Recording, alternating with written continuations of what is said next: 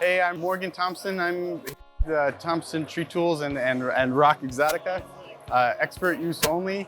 This is a little presentation on negative rigging when you're on a spar. This is my spar here. I didn't want to ruin their big tree, so I made a smaller tree here. And I'm sitting up here in my spikes. I want to take this chunk down. And so I'm gonna negative rig it. So I've attached my whoopee sling rated pulley here. And one of the tricks is that I wanna get this up as close to my notch as possible. Actually, there is no notch there, but I did pre-cut it a little bit. So I'm gonna finish this notch. I'm gonna point the notch exactly where I want this chunk to go, obviously. And I'd like to send it away from the house. So I'm gonna send it this way. So I fire up my chainsaw. I usually start with the top cut. I'm gonna cut my bird's mouth, my notch. I line up perpendicular to where I want it to fall. And then I do my bottom cut. And I make sure that my hinge meets on both sides. Make sure it's a nice hinge because I have nowhere to run away to. I'm in the tree, I can't get away, so I better do this right. This is the crux. I gotta have this hinge perfect because I can't have any deviation of where it's gonna go. So now that I have a notch, now it's time to tie in my rigging rope. So I have my heavy duty braid rig line, and I come up through that block. And I come around the trunk above me, some safe distance. I put a half hitch in, or a marrow, and then I come around again and I tie my bowline.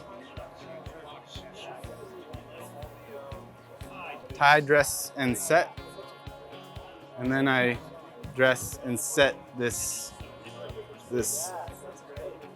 rigging system. So the thing is, I come around here and I want this to be a hard angle back.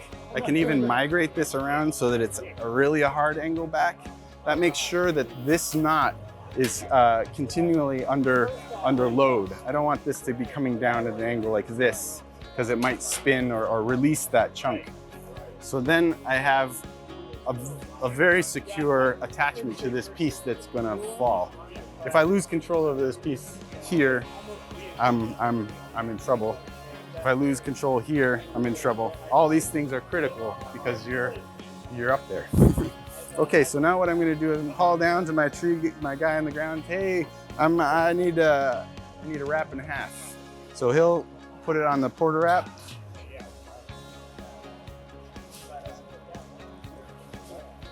Oh, really? Use the longer wrap. And he'll stand back here with a little bit of slack in the line. And I claim that a wrap and a half will make it so that this load will run a little bit. As it falls off, it's gonna fall past this rig point, and then it's gonna start to tension up the line, and the wraps on the porter wrap are going to decelerate it as it travels down. I don't want too many wraps, or else it's gonna shock load and shake me out of my spikes, as well as maybe damage some of my rigging equipment. So I need to call down the correct number of wraps so that I don't have too much friction.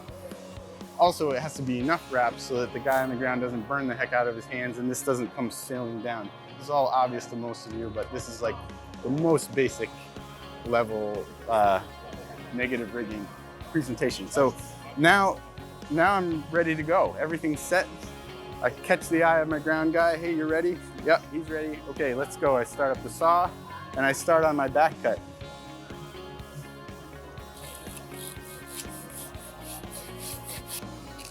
Check the back side, make sure my notch is coming together the way I want to.